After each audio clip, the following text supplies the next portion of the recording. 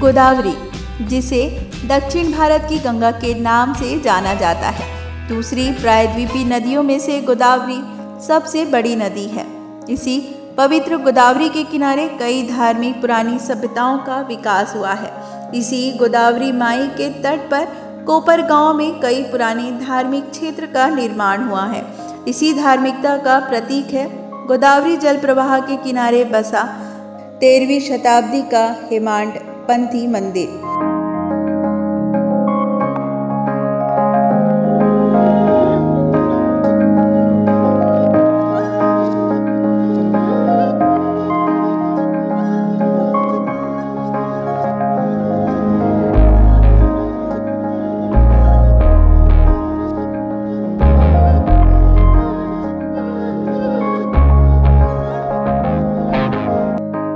महाराष्ट्र का जाना माना तीर्थ स्थल साईं बाबा की शिरडी से उत्तर दिशा में कोकमठाण जैसे छोटे से गांव में यह मंदिर भगवान शिव को समर्पित है।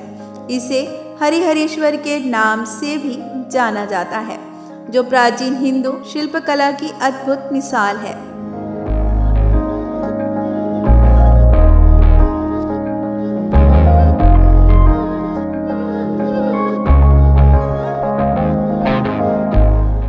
हरिहरेश्वर मंदिर की बनावट हेमाडपंथी शैली की है। मंदिर निर्माण बहुत ही खास और प्राचीन संस्कृति का दर्शन कराता है। पुरानी जड़त और कारीगरी से बनी सीढ़ियां चढ़कर हम जैसे ही ऊपर पहुंचते हैं, वहां भगवान शिव के वाहन नंदी के दर्शन होते हैं।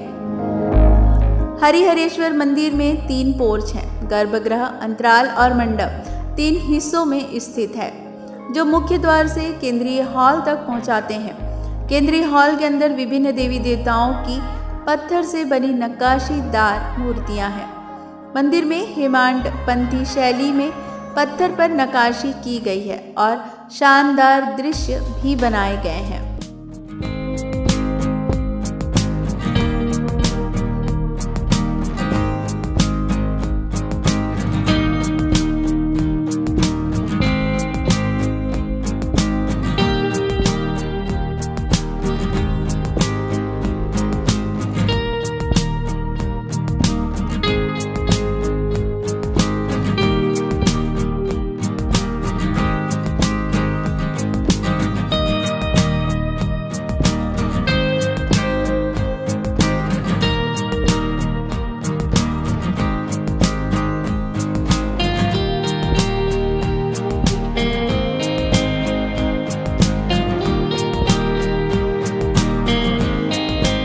मंदिर का शिखर ईंट का बना हुआ है, साथ ही बहुत ही बारीक नक्काशी की गई है।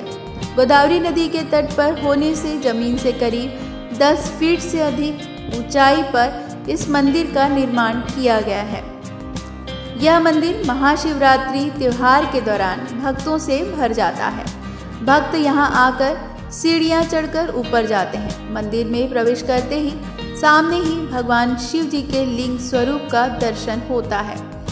मंदिर से जुड़ी कई नक्काशियां इसे और भी आकर्षक स्थान बनाती है।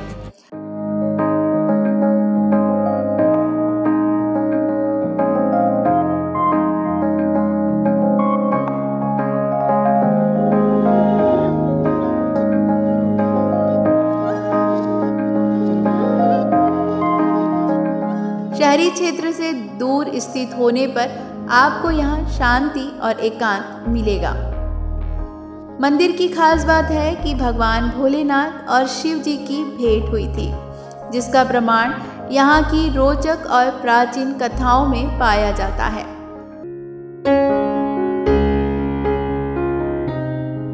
मान्यता है कि भगवान भोलेनाथ और भगवान विष्णु के एक साथ दर्शन यहाँ होते हैं।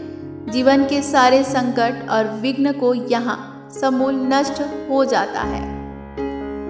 मंदिर के चारों ओर एक जैसी बनावट है। वहीं ऊंची ऊंची दीवारों से हेमाडपंथी शैली का यह मंदिर आज से करीब 721 साल से यहाँ गौरव के साथ अपना कार्य कर रहा है।